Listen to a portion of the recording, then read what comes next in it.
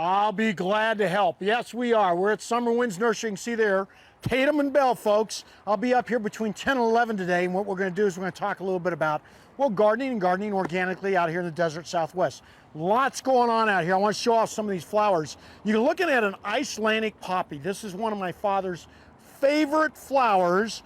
It is an excellent flower. It's not a long-lived flower, but one of those, well, it's got a little papery type of texture to it, but it attracts a lot of beneficial insects. And this is real important out here in the desert Southwest. We always talk about it.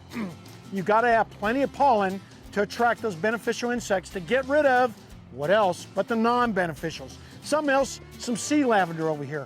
Folks, if you've got one of those saltwater pools or you've got fairly high clay, salty conditions, this is one that works out in your high shade type areas. It's an excellent flower, easy to grow out here, as is our sweet potato vine, which we use as a foil out here in the desert Southwest. And this is one that survives those real hot temperatures, especially during the summertime. So if you need one of those kind of foils that really looks good, it comes in a green, or they've got some purples. There's a lot of neat different types of sweet potato vines that work out well. Now here's one I want to show off. This is one that will last up until about early summer or so, and it's a digitalis or a foxglove. And why do we call it digitalis? Well, it is utilized in heart medicine. But again, another one that attracts a lot of those hummers or humming birds, and it attracts a lot of beneficial insects. One of the reasons we grow flowers out here, especially in our gardens, about 50% flowers, 50% vegetables, is because we're attracting those beneficial insects. Those are composed of your lacewings, your ladybugs, your praying mantis. They all need a pollen source, so that's why we grow a lot of them. Primrose is another one.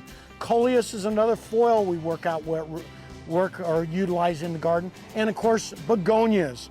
They all do very well, and these are all plants that will do well right now until we start getting a little bit of warmer type weather. Gerberia daisies, but I want to show some other ones that we utilize out here, and we utilize them as a perennial. And here's one that works out real well. This is your lavender, folks, and this is one that needs those well-drained type soils. So before we plant this guy, we'll go ahead and dig the hole, and then we fill the hole up with water, and we determine if that water disappears within anywhere from 5 to 10 hours. If not, it's not going to survive those type of conditions. It likes real well-drained soil. It is considered an herb, a Mediterranean type herb, and it needs those well-drained type soils to survive out here, as does your different types of salvias or sages. And you can see the different types of sages that grow out here. There's some red, there's some purple. All those do very well, and they will perennialize out here in the desert Southwest, which means, well, they'll live from year to year. If you've got one of those shaded areas along your patio area, Society garlic's another one. And this is one that does very well in along those patio areas. Why?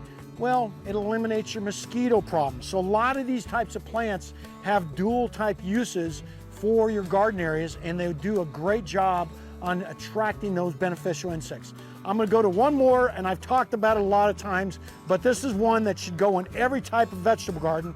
And of course, it is your alyssum, and it's right here, and you can see it. It should be on the edge of every type of garden. Again, it's got a lot of pollen in it, as does your marigolds, and they do a very good job on getting or attracting those beneficial insects. So folks, if you're thinking about gardening out here right now, and you want to come on down here and talk to me a little bit, I'm gonna be here, like I said, between 10 and 11 today doing a little gardening, well, a little gardening talk, and then we're gonna talk a little bit more about these flowers when we get back right after this with more Good Morning Arizona.